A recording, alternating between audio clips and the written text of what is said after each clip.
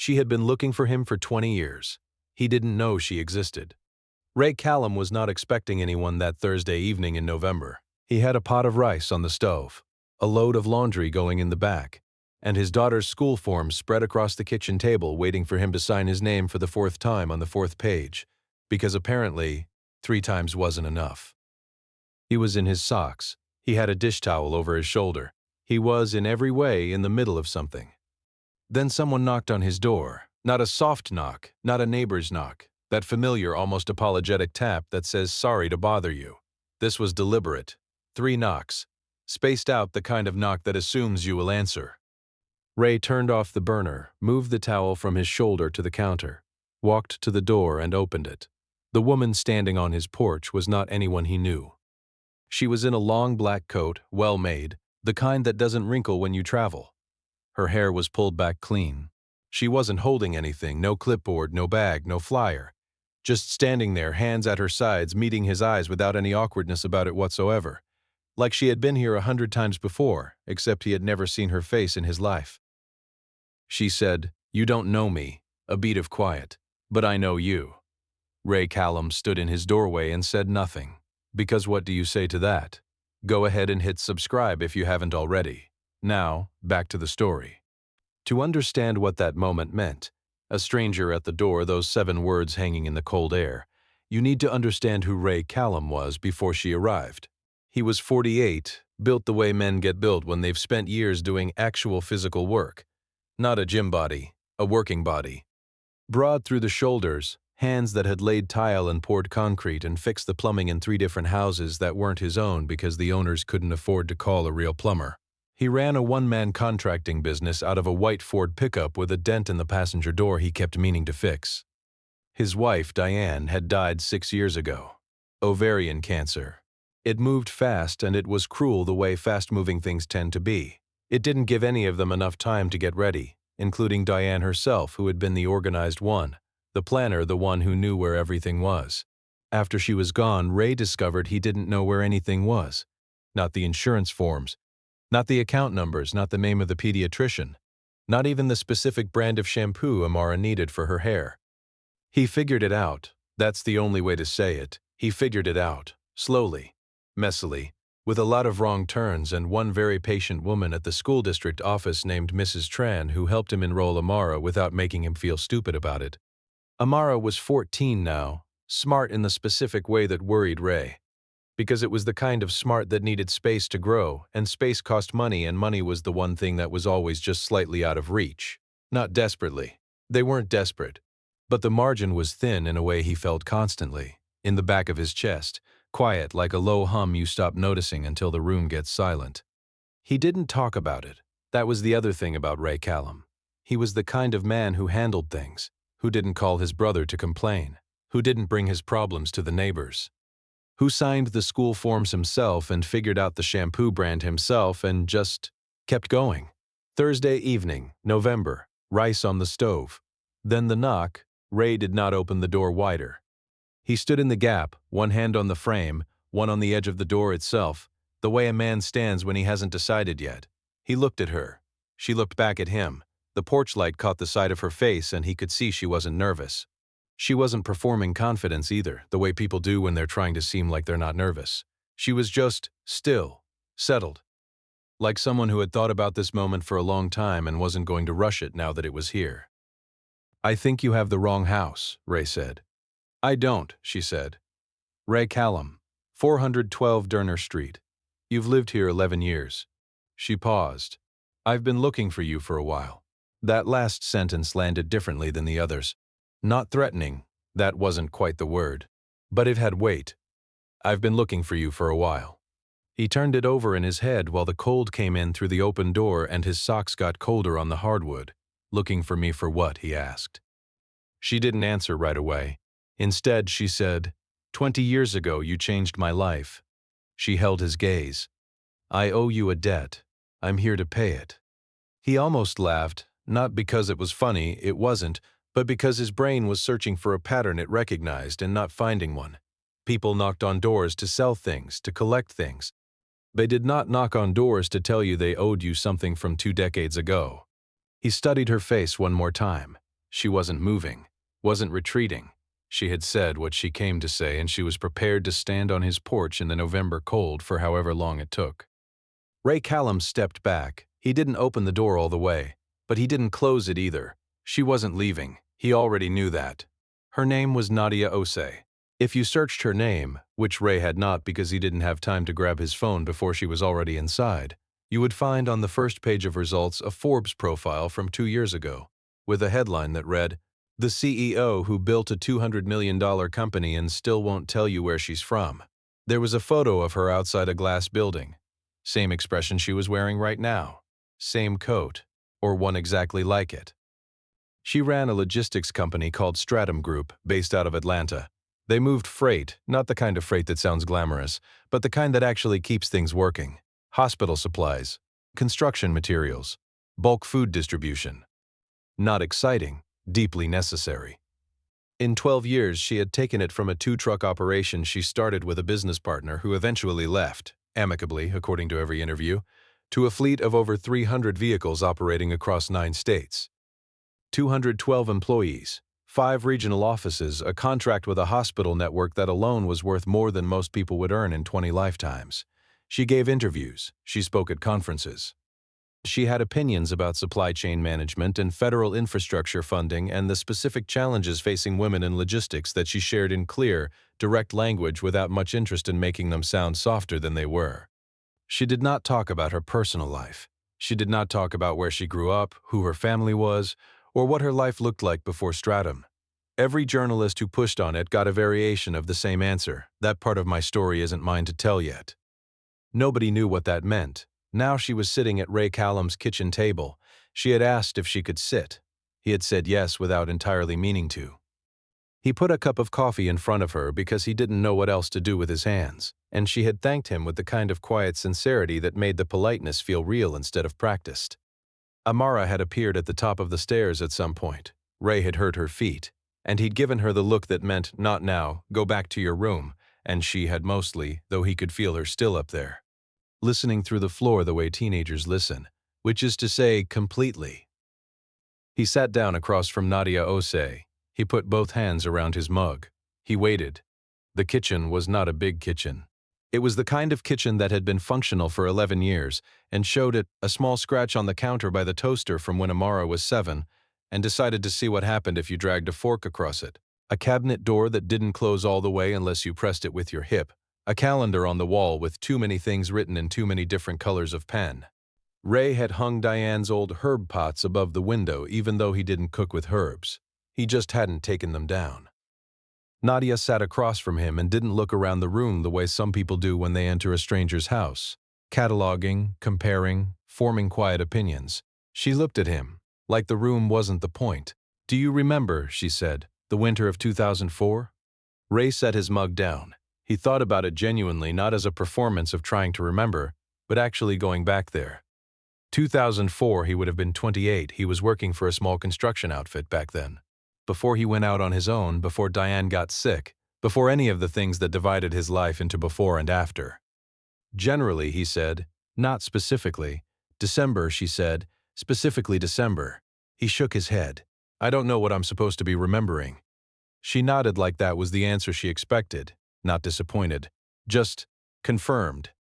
I know, she said. That's part of why I'm here. From upstairs, Ray heard the faint creak of the third step from the top, the one that had been announcing Amara's presence since she was old enough to sneak out of bed. He didn't look up. He heard her settle. He knew she was sitting at the top of the stairs with her back against the wall, the way she did when she didn't want to be seen but also couldn't make herself leave. He left her there. Some things maybe she should hear. Nadia Osei wrapped both hands around her coffee mug and didn't drink from it. She said, I grew up in the foster care system. In case that matters for context, she said it plainly the way you say something you've made peace with, not the way you say something you're still carrying. I moved 11 times before I was 16. Some of the homes were fine. Some of them weren't. I stopped expecting either way. Ray said nothing. He had learned, somewhere in his 40s, that when someone starts telling you the real version of their life, your job is to stay quiet and let them. I aged out at 18, she continued, which means the state decides you're an adult on your birthday, and the support stops. They give you some paperwork and a list of resources, and most of those resources have waiting lists so long they might as well be fiction. She paused. I had $83 in a bag with 2 changes of clothes, and I was technically free, which was not the same thing as having anywhere to go. She looked at the table for a moment, then back at him. I spent about 2 years in a situation I wouldn't call homelessness exactly, because I had intermittent things. A couch here, a shelter bed there, a job at a laundromat for 4 months, until the owner closed up. But I also spent stretches of time with nowhere solid to be. And during those stretches you learn very quickly how people look at you, or don't look at you. You learn which side of the street to walk on, and when. You learn to take up less space. The herb pots swayed slightly in the draft from the window. Ray thought about being 28. He thought about Diane at that age, the year they got together, the specific version of himself he had been, not careless but unaware in the way people are when their problems are manageable and they don't know yet that problems can become unmanageable. He had been a decent person, he thought. He had tried to be decent, but decency, he was realizing as he sat across from this woman, sometimes happens in moments so small you don't even register them as decisions. "I'm sorry," he said, "because it was the only honest thing." "Don't be," she said, not coldly. "That's not what this is." She looked at him steadily. He still didn't know where he fit in her story, but he had the feeling, the specific feeling of standing at the edge of something large without being able to see the bottom, that he was about to find out. December 14th, 2004, Nadia said. She said it the way people say dates they have said to themselves many times over many years. Quietly, precisely, like a landmark. There was a diner on Elm Street. It was called either Pete's or Paul's. I could never remember which, and the sign had a letter missing, so it didn't help. I had been walking for about 3 hours. It was around 6 in the evening, and it was cold in the specific way December in this city gets cold. Not just the temperature, but the wind off the water that gets into everything regardless of what you're wearing. Ray had gone very still. I was sitting on the low wall outside the diner because I was tired and my feet hurt, and I had $4 and some change, and I was trying to do math in my head about what that could become, and the math kept coming up the same ugly answer. And you came out. She looked at him without flinching. You had a paper bag from inside. You stopped when you saw me. Most people didn't stop. You crouched down so you weren't standing over me. I remember that specifically, that you came down to my level, and you asked if I'd eaten. I said no. You gave me the bag. There was a sandwich and a coffee in a paper cup, and it was still hot. Ray's hands had moved off his mug. They were flat on the table now. Then you reached in your jacket, she said, and you gave me everything that was in your wallet, which was $40. I counted it after. He was remembering something. You could see it happening, the way a face changes not all at once but in small degrees, like a photograph developing. And then you looked at me. Her voice stayed level. And you said, "You're going to be somebody." Just like that. No preamble. No speech. You said it the way you'd say something you already knew was true. And then you stood up and you walked to your truck and you drove away. She let the silence sit. You forgot about it, she said. I know you did. Within a week, probably. Something small you did on a cold Tuesday. She folded her hands on the table. I have thought about it every single day since. Ray Callum sat with it. He didn't speak for almost a full minute. Nadia didn't prompt him. Amara didn't move upstairs. The refrigerator made a small sound, the way refrigerators do, the kind of mechanical murmur you stop hearing until the room gets quiet enough. He was going back. December 2004. He had been driving home from a job in the Kepler district, a bathroom renovation for a couple who kept changing their minds about the tile. He had stopped at the diner on Elm because he was hungry, and he didn't want to cook, and Diane had been working late that week. Pete's. It was Pete's, P-E-T-E', except the apostrophe had fallen off the sign sometime in the 90s and never been replaced. He had ordered a turkey club and a coffee. He had been running about 12 minutes late getting home for no particular reason, and he was carrying a low-level irritation about that. Not serious, just the kind of mild friction that a working day accumulates at the end of it. He had come outside. There was a girl on the wall. She had been wearing a green coat. He could see it now, actually, the specific color of it, a kind of faded olive green that had been washed too many times. She was looking at her hands. She hadn't looked up when he came out of the diner. He almost didn't stop. He was tired. He wanted to get home. He had his own food in the bag and his own evening waiting, and it would have been so easy. It would have been completely human and understandable and normal to just walk to the truck and go. He stopped. He didn't make a decision about it the way you make decisions about large things. It wasn't a calculation. He just stopped, the way you stop when something registers before your conscious mind gets involved. He remembered giving her the bag. He remembered the $40. He had been mildly annoyed with himself about that on the drive home. Not because he regretted it, but because $40 was $40 and he had a joint account with Diane who would see it missing and ask. He did not remember what he said. "I don't remember saying that," he said. The words. "I know," Nadia said. "That's what I mean." She used the $40 for a bus ticket. Not to anywhere she knew. She picked a destination based purely on the fact that the ticket was affordable and the city had a shelter she'd found listed on a laminated sheet at the bus station. One of those photocopied resource lists that volunteers make and nobody updates. And there was a bed available if she arrived before 8 in the evening. She arrived at 7:42. The shelter had a program. Not a perfect program. She was clear about that, not romantic about it, but a real one.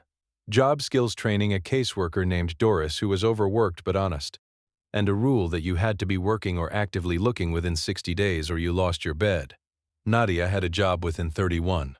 "Laundromat again," she said, and there was a dry edge to it that was the closest she'd come to humor. "I had a talent, apparently." She worked for 2 years. She saved, she took a community college course in business administration at night. 1 course per semester, whatever she could afford.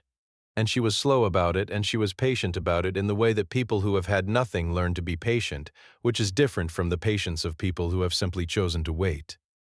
She met her business partner Marcus in year 4. He was running 2 trucks doing local freight. She had an idea about how to scale it and the operational discipline to actually do it. He had the trucks and the clients and not enough hours in the day. They made sense together, and for 8 years they made something that mattered, and when he decided to move on, she bought his share and kept going. 12 years later, Stratum Group, 300 trucks, 9 states. "Every time I thought about stopping," she said, "and I thought about it more times than I would ever say publicly, I heard that, you're going to be somebody, not as a memory, as a voice, like something that lived in my chest and refused to be quiet." She looked at him across the kitchen table. The coffee between them had gone cold. Neither of them had finished it. "I never stopped looking for you," she said. "It just took me a long time to find you." She reached down. She opened her bag. It was a simple bag. Not a briefcase, not a portfolio, a plain dark canvas bag, the kind that doesn't announce itself. She reached in without any ceremony about it, without the pause that people use when they want you to feel the weight of a moment before it arrives. She wasn't performing this. That was the thing about Nadia Ose that Ray had been noticing since she sat down. She didn't perform anything. She just did it. She set 2 things on the table. The first was a photograph, small, printed on regular paper, not photo stock like it had come out of an office printer at some point and been folded and unfolded enough times that the creases had gone soft. He could see it was a diner. Taken from across the street, probably from a phone, the angle slightly off-center. Pete's, or what was left of it. He knew from memory that the building had been converted into a cell phone store sometime around 2016. But in the photograph, it was still the diner, still had the sign with the missing apostrophe. She had gone back and taken a picture of it. At some point, in some year, she had stood across the street from that diner and taken a picture of it and kept it. Ray looked at the photograph for a long moment. He didn't touch it. "I drove past it every time I came through the city," she said quietly, "before they tore it down." He nodded. He didn't trust his voice quite yet.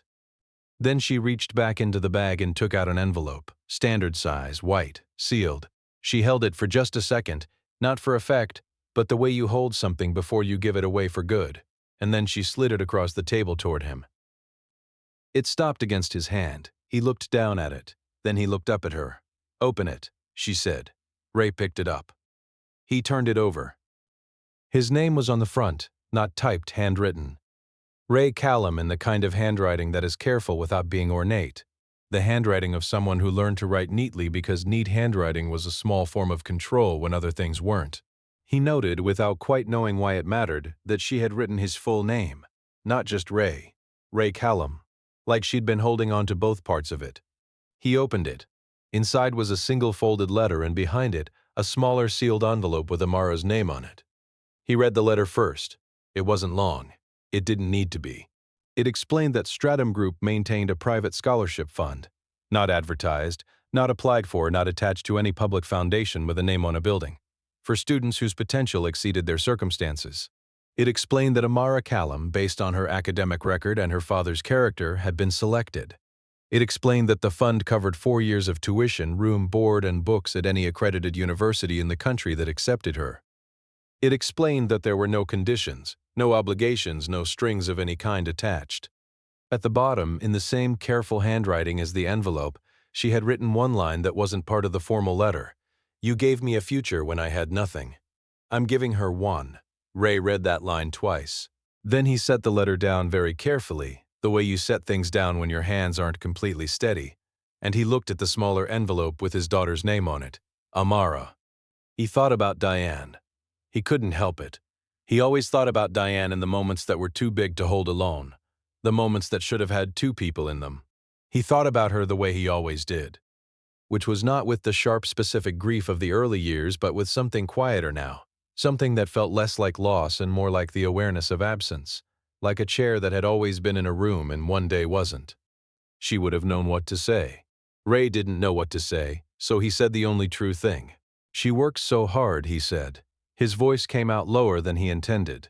"She works so hard and I can't always—" He stopped, started again. "I couldn't always give her what she deserved." Nadia said, "I know. That's why I'm here." He didn't cry the way people cry in movies. There was no moment where it broke open loudly. He didn't put his face in his hands. He didn't make a sound. What happened was smaller than that and larger than that at the same time. He just went still. Completely still, in the way that a person goes still when something has moved through them and there is no adequate response to it yet, when the body needs a moment to catch up to what just happened. His jaw tightened. His eyes went bright. He looked at the window above the sink, at the herb pots, Diane's herb pots hanging there in the draft, and he kept his gaze there for a moment the way people look at something neutral when they are trying to keep themselves together in front of a stranger. Then he heard the stairs, not the 3rd step from the top this time, all of them. Amara came downstairs the way teenagers come downstairs when they have been listening for long enough and have decided that whatever consequence follows is worth it. She appeared in the kitchen doorway in her oversized gray sweatshirt and her socks, and she looked at her father's face and she stopped. She had heard enough. Maybe not all of it. Enough. She crossed the kitchen and sat down next to Ray without saying anything. She didn't ask questions. She just sat next to him the way kids sit next to their parents when they understand something is happening even if they don't understand all of what it is. Her shoulder against his arm. Ray put his hand over hers on the table. Nadia watched them. Something in her face had shifted, not softened exactly because she hadn't been hard, but opened. The composure was still there, but it wasn't armor anymore. She looked like a woman who had carried something a very long distance and had finally, in this kitchen on this Thursday evening, been able to set it down. Nobody spoke for a while. The refrigerator hummed. The draft moved the herb pots gently. It was enough. Nadia Ose left about 40 minutes later. She shook Ray's hand at the door. He almost laughed at that, the formality of it. This woman who had just reordered his entire understanding of a Tuesday he'd forgotten, extending her hand like they'd concluded a meeting. He shook it. Then, because he was Ray Callum and he was not a complicated man about these things, he pulled her into a brief, careful hug that she accepted without pulling away. She said goodbye to Amara, who said goodbye back with the slightly stunned politeness of someone who is still processing. And then she walked down the porch steps to the black car waiting at the curb. He hadn't noticed it before, or maybe he had and filed it away without registering it. And she got in, and the door closed, and the car pulled away. And Ray Callum stood in his open doorway and watched the taillights disappear around the corner at the end of Derner Street. He stood there for a moment longer than necessary. The sky was still that same heavy gray. The cold was still insufficient for standing on a porch in November. He stepped back inside and closed the door. And here is the thing I keep coming back to when I think about Ray Callum and Nadia Ose, and a Thursday in November and everything that led to it. In December of 2004, a 28-year-old man came out of a diner tired and mildly irritated and running 12 minutes late. He saw a girl on a wall. He almost kept walking. He didn't. He gave her $40 and a turkey sandwich and said something he wouldn't remember saying, and drove home and told Diane about the $40, and she didn't say anything bad about it, because Diane was Diane. He forgot about it, and that forgetting is actually the whole point.